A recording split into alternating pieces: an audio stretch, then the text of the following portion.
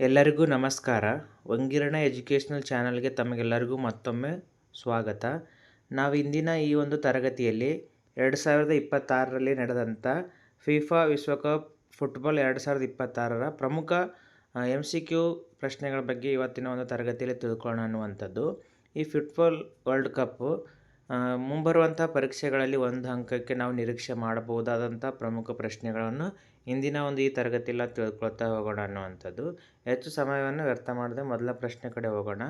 ಮೊದಲನೇ ಪ್ರಶ್ನೆ ಏನಿದೆ ನೋಡಿ, 2026ರ ಫಿಫಾ ಫುಟ್ಬಾಲ್ ವಿಶ್ವಕಪ್ಪನ್ನು ಜಂಟಿಯಾಗಿ ಆಯೋಜಿಸಿದ ದೇಶಗಳು ಯಾವ್ಯಾವು ಅನ್ನುವಂಥದ್ದು. ಆಪ್ಷನ್ಸ್ ಎ ಅಮೆರಿಕಾ, ಬ್ರೆಜಿಲ್ ಮತ್ತು ಅರ್ಜೆಂಟೀನಾ. ಅಮೆರಿಕಾ, ಕೆನಡಾ ಮತ್ತು ಮೆಕ್ಸಿಕೋ. ಇಂಗ್ಲೆಂಡ್, ಸ್ಪೇನ್ ಮತ್ತು ಫ್ರಾನ್ಸ್. ಕೆನಡಾ, ಮೆಕ್ಸಿಕೋ, ಕೊಲಂಬಿಯಾ ಅನ್ನುವಂಥದ್ದು. ಇದಕ್ಕೆ ಸರಿಯಾಗಿರೋ ಉತ್ತರ ಯಾವುದಪ್ಪ ಅಂದರೆ ಆಪ್ಷನ್ಸ್ ಬಿ ಅಮೆರಿಕಾ, ಕೆನಡಾ ಮತ್ತು ಮೆಕ್ಸಿಕೋ ಮೂರೂ ದೇಶಗಳು 2026ರಲ್ಲಿ ನಡೆದಂತಹ ಈ ಒಂದು ವರ್ಲ್ಡ್ ಕಪ್ನ ಒಂದು ಆಯೋಜನೆಯನ್ನು ಮಾಡಿದ್ದು ಅನ್ನುವಂಥದ್ದು. ನೋಡಿ, ಫಿಫಾ ವಿಶ್ವಕಪ್ ಇತಿಹಾಸದಲ್ಲೇ ಮೊದಲ ಬಾರಿಗೆ ಮೂರು ದೇಶಗಳು ಜಂಟಿಯಾಗಿ ಈ ಟೂರ್ನಿಯನ್ನು ಆಯೋಜಿಸಿವೆ ಅನ್ನುವಂಥದ್ದು. ಮೊದಲ ಬಾರಿಗೆ ಮೊದಲೆಲ್ಲ ಎರಡು ದೇಶಗಳು ಅಥವಾ ಒಂದು ದೇಶ ನಡೆಸ್ತಿದ್ರೆ, ಈ ಬಾರಿ ಮೂರೂ ದೇಶಗಳು ಜಂಟಿಯಾಗಿ ಪ್ರಾಯೋಜಕತ್ವದಲ್ಲಿ ಈ ಟೂರ್ನಿಯನ್ನು ಆಯೋಜಿಸಿ ಅನ್ನುವಂಥದ್ದು. ನೆಕ್ಸ್ಟ್ ಎರಡನೇ ಪ್ರಶ್ನೆ ಕಡೆ ಹೋಗೋಣ.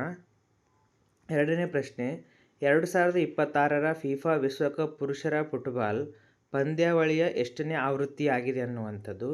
21ನೇ ಆವೃತ್ತಿ, 22ನೇ ಆವೃತ್ತಿ, 23ನೇ ಆವೃತ್ತಿ, 24ನೇ ಆವೃತ್ತಿ ಅನ್ನುವಂಥದ್ದು. ಇದಕ್ಕೆ ಸರಿಯಾಗಿರೋ ಒಂದು ಉತ್ತರ ಯಾವುದಪ್ಪ ಅಂದರೆ ಆಪ್ಷನ್ಸ್ ಸಿ ಅನ್ನುವಂಥದ್ದು. ಈ ಬಾರಿಯ ವಿಶ್ವಕಪ್ ವರ್ಲ್ಡ್ ಕಪ್ ಎಷ್ಟನೇ ಸೆಷನ್ ಅನ್ನುವಂಥದ್ದು ಅಂದರೆ 23ನೇ ಆವೃತ್ತಿ ಈ ಬಾರಿಯ ವಿಶ್ವಕಪ್ ಆಗಿದೆ ಅನ್ನುವಂಥದ್ದು. ನೋಡಿ, ಇದು ಕೂಡ ಕೇಳುವಂತಹ ಸಂಭವವಿದೆ ನೋಡಿ. ನೆಕ್ಸ್ಟ್ ಮುಂದಿನ ಪ್ರಶ್ನೆಗೆ ಹೋಗೋಣ. ನೋಡಿ, ಇದರ ಒಂದು ಸ್ವಲ್ಪ ವಿವರಣೆ.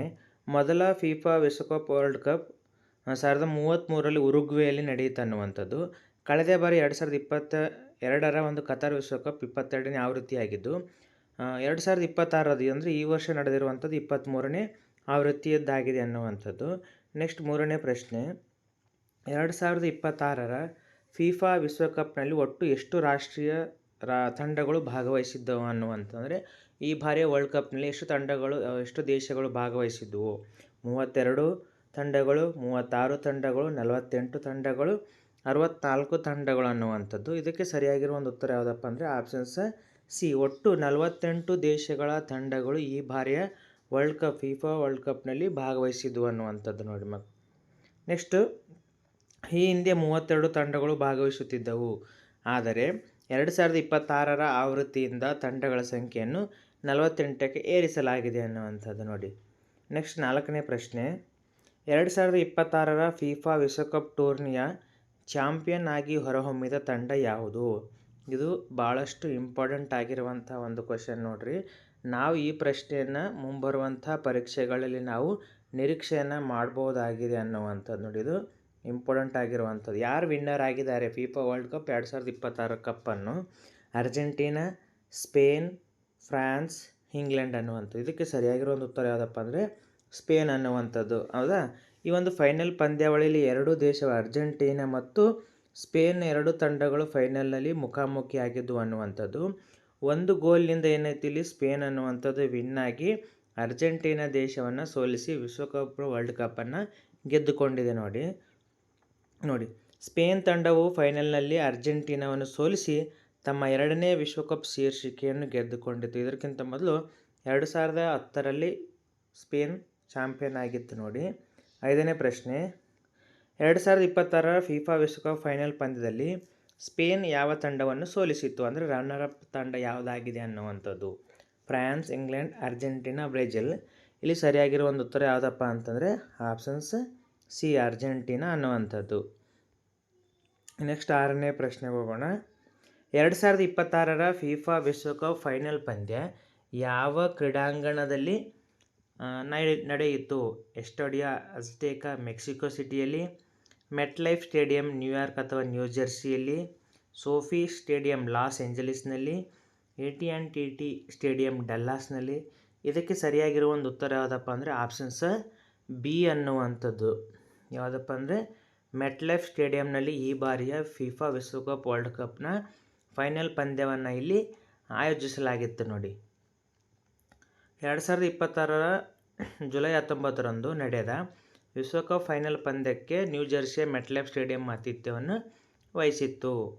ನೆಕ್ಸ್ಟ್ 7ನೇ ಪ್ರಶ್ನೆ, ಫಿಫಾ ವಿಶ್ವಕಪ್ 2026ರಲ್ಲಿ ಅತ್ಯುತ್ತಮ ಆಟಗಾರನಿಗೆ ನೀಡಲಾಗುವ ಗೋಲ್ಡನ್ ಬಾಲ್ ಪ್ರಶಸ್ತಿಯನ್ನು ಯಾರು ಗೆದ್ದರು ಅನ್ನುವಂಥದ್ದು. ಲಿಯೋನೆಲ್ ಮೆಸ್ಸಿ, ಕಿಲಿಯನ್ ಎಂಬಾಪೆ, ರೋಡ್ರಿ, ಜೂಡ್ ಬೆಲ್ಲಿಂಗ್ಹ್ಯಾಮ್ ಅನ್ನುವಂಥದ್ದು. ನೋಡಿ, ಇಲ್ಲಿ ನಾವು ಕನ್ಫ್ಯೂಸ್ ಆಗ್ತೀವಿ. ಹೌದಾ? ಏನಪ್ಪ ಅಂದರೆ ಗೋಲ್ಡನ್ ಬಾಲ್ ಬೇರೆ, ಗೋಲ್ಡನ್ ಬೂಟ್ ಬೇರೆ ಅನ್ನುವಂಥದ್ದು. ಇದಕ್ಕೆ ನಾವು ಭಾಳಷ್ಟು ಕೇರ್ಫುಲ್ಲಾಗಿ ನಾವು ಆನ್ಸರನ್ನು ಮಾಡಬೇಕು. ಇಲ್ಲಿ ಕೇಳಿರುವಂಥದ್ದು ಗೋಲ್ಡನ್ ಬಾಲ್. ಆದ್ದರಿಂದ ಇಲ್ಲಿ ಸರಿಯಾಗಿರೋ ಒಂದು ಉತ್ತರ ಯಾವುದಪ್ಪ ಅಂತಂದರೆ ಆಪ್ಷನ್ ಸಿ ಇಲ್ಲಿ ಸರಿಯಾಗಿರುವಂಥದ್ದು. ರೋಡ್ರಿ ಎನ್ನುವಂಥ ಆಟಗಾರ ಏನು ಮಾಡ್ತಾನೆ, ಈ ಬಾರಿಯ ಗೋಲ್ಡನ್ ಬಾಲನ್ನು ಗಳಿಸಿದ್ದಾರೆ ಅನ್ನುವಂಥದ್ದು. ನೋಡಿ, ಸ್ಪೇನ್ ತಂಡದ ಶ್ರೇಷ್ಠ ಮಿಡ್ಫೀಲ್ಡರ್ ರೋಡ್ರಿ ಟೂರ್ನಿಯ ಅತ್ಯುತ್ತಮ ಆಟಗಾರನಾಗಿ ಗೋಲ್ಡನ್ ಬಾಲ್ ಪ್ರಶಸ್ತಿಯನ್ನು ಪಡೆದ್ರು ಅನ್ನುವಂಥ. ಇವರ ಒಂದು ದೇಶ ಯಾವುದಾಗಿತ್ತಪ್ಪ ಅಂತಂದರೆ ಸ್ಪೇನ್ನ ಒಂದು ದೇಶ ಆಗಿತ್ತು. ನೋಡ್ರಿ, ಯಾರ್ದು? ರೋಡ್ರಿ ಈ ಬಾರಿಯ ಗೋಲ್ಡನ್ ಬಾಲನ್ನು ಪಡೆದುಕೊಂಡಿದ್ದಾರೆ ಅನ್ನುವಂಥದ್ದು.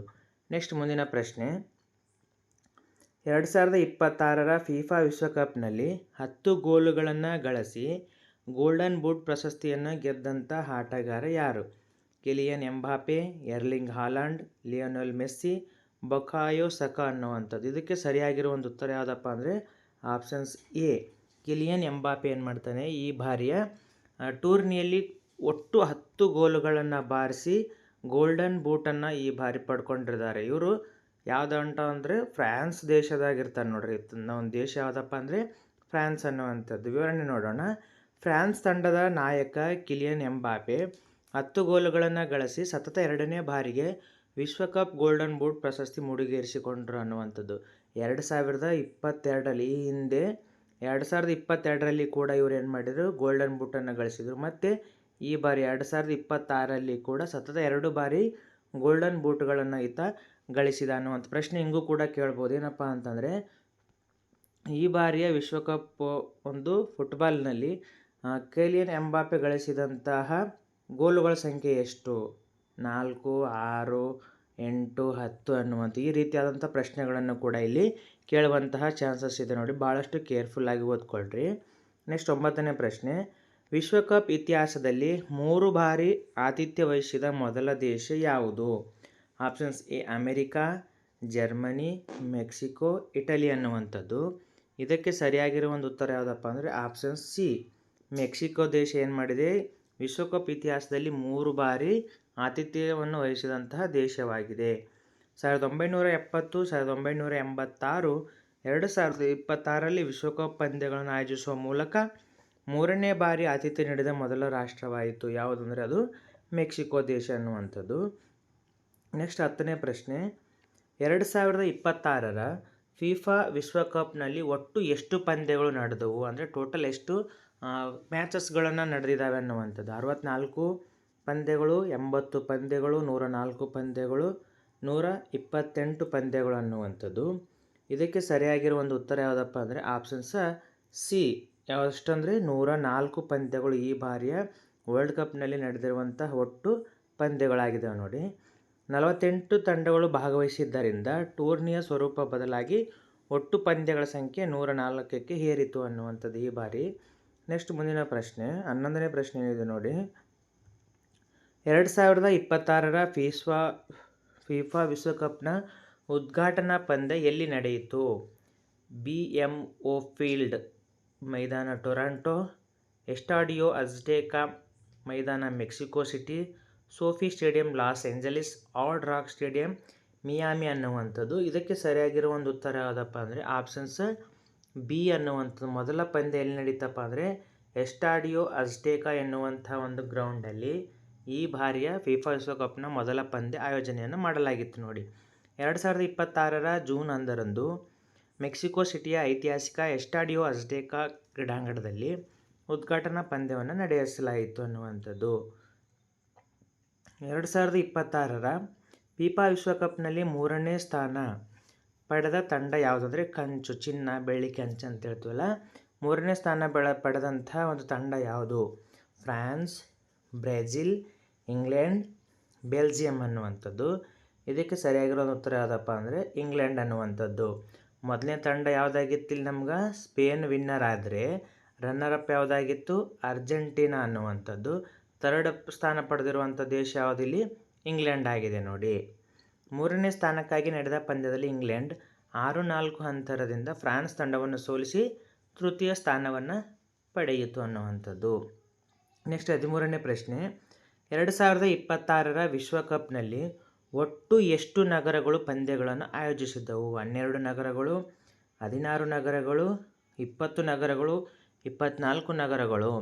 ಇದಕ್ಕೆ ಸರಿಯಾಗಿರೋ ಒಂದು ಉತ್ತರ ಯಾವುದಪ್ಪ ಅಂದರೆ ಆಪ್ಷನ್ಸ್ ಬಿ, ಒಟ್ಟು 16 ನಗರಗಳು. ಅಂದರೆ 16 ಸಿಟಿಗಳು ಈ ಬಾರಿಯ ಒಂದು ಪಂದ್ಯಗಳನ್ನು ಹೋಸ್ಟ್ ಮಾಡಿದ್ದು ಅನ್ನುವಂಥದ್ದು ನೋಡಿ. ಅಮೆರಿಕದ 11 ನಗರಗಳು, ಮೆಕ್ಸಿಕೋದ 3, ಕೆನಡಾದ 2 ಸೇರಿದ ಒಟ್ಟು 12 ನಗರಗಳಲ್ಲಿ ಪಂದ್ಯವನ್ನು ಆಯೋಜನೆ ಮಾಡಲಾಗಿತ್ತು. ನೆಕ್ಸ್ಟ್ 14ನೇ ಪ್ರಶ್ನೆ, 2026ರ ಫಿಫಾ ವಿಶ್ವಕಪ್ನಲ್ಲಿ ಅತ್ಯುತ್ತಮ ಯುವ ಆಟಗಾರ ಅಂದರೆ ಬೆಸ್ಟ್ ಯಂಗ್ ಪ್ಲೇಯರ್ ಪ್ರಶಸ್ತಿಯನ್ನು ಪಡೆದವರು ಯಾರು? Options A Pau Cubarsi, Lamine Yamal, Jude Bellingham, Henrik ಅನ್ನುವಂಥದ್ದು. ಇದಕ್ಕೆ ಸರಿಯಾಗಿರೋ ಒಂದು ಉತ್ತರ ಯಾವುದಪ್ಪ ಅಂದರೆ ಆಪ್ಷನ್ಸ್ ಎ ಅನ್ನುವಂಥದ್ದು. ಪೌ ಕ್ಯುಬಾರ್ಸಿ ಅನ್ನುವಂಥ ಆಟಗಾರ ಈ ಬಾರಿಯ ಅತ್ಯುತ್ತಮ ಯುವ ಆಟಗಾರ ಪ್ರಶಸ್ತಿಯನ್ನು ಪಡೆದುಕೊಂಡ ನೋಡ್ರಿ. ಸ್ಪೇನ್ ದೇಶದ ಯುವ ಸೆಂಟರ್ ಬ್ಯಾಕ್ ಪೌ ಕ್ಯುಬಾರ್ಸಿ ಟೂರ್ನಿಯ ಅತ್ಯುತ್ತಮ ಯುವ ಆಟಗಾರ ಪ್ರಶಸ್ತಿಯನ್ನು ಗೆದ್ದುಕೊಂಡನು. ಸ್ಪೇನ್ ದೇಶದತ್ತಾಗಿರ್ತಾನೆ ನೋಡ್ರಿ ಈತ. ಕೆನಡಾ ದೇಶವು ಪುರುಷರ ಫಿಫಾ ವಿಶ್ವಕಪ್ಗೆ ಆತಿಥ್ಯ ವಹಿಸಿದ್ದು ಎಷ್ಟನೇ ಬಾರಿ? ಆಪ್ಷನ್ಸ್ ಎ ಮೊದಲ ಬಾರಿಗೆ, 2ನೇ ಬಾರಿಗೆ, 3ನೇ ಬಾರಿಗೆ, 4ನೇ ಬಾರಿಗೆ ಅನ್ನುವಂಥದ್ದು. ಇದಕ್ಕೆ ಸರಿಯಾಗಿರೋ ಉತ್ತರ ಯಾವುದಪ್ಪ ಅಂದರೆ ಆಪ್ಷನ್ಸ್ ಎ ಮೊಟ್ಟ ಮೊದಲ ಬಾರಿಗೆ ಏನಾಗಿತ್ತು ಕೆನಡಾ ಈ ಬಾರಿಯ ವಿಶ್ವಕಪ್ಗೆ ಆತಿಥ್ಯವನ್ನು ವಹಿಸಿತ್ತು ಅನ್ನುವಂಥದ್ದು ನೋಡಿ. ಅಮೇರಿಕಾ 1994, ಮೆಕ್ಸಿಕೋ 1970 ಹಾಗೂ 1986 ಈ ಹಿಂದೆ ಆತಿಥ್ಯವನ್ನು ವಹಿಸಿದವು. ಕೆನಡಾ ದೇಶಕ್ಕೆ ಇದು ಮೊದಲ ಬಾರಿಯ ಫಿಫಾ ವಿಶ್ವಕಪ್ ಆತಿಥ್ಯವಾಗಿದೆ. ನೆಕ್ಸ್ಟ್ 16ನೇ ಪ್ರಶ್ನೆ, 2026ರ ಫಿಫಾ ವಿಶ್ವಕಪ್ನಲ್ಲಿ ಆಡಿದ 104 ಪಂದ್ಯಗಳಲ್ಲಿ ಒಟ್ಟು ಎಷ್ಟು ಗೋಲುಗಳು ದಾಖಲಾದವು? 272, 290, 308, ಡಿ 325. ಇದಕ್ಕೆ ಸರಿಯಾಗಿರೋ ಒಂದು ಉತ್ತರ ಯಾವುದಪ್ಪ ಅಂದರೆ ಆಪ್ಷನ್ ಸಿ, ಒಟ್ಟು 308 ಗೋಲ್ಗಳನ್ನು ಈ ಬಾರಿಯ ಟೂರ್ನಿಯಲ್ಲಿ ದಾಖಲಾದಂಥ ಗೋಲುಗಳ ಸಂಖ್ಯೆ ಆಗಿದ್ದಾವೆ ನೋಡಿ.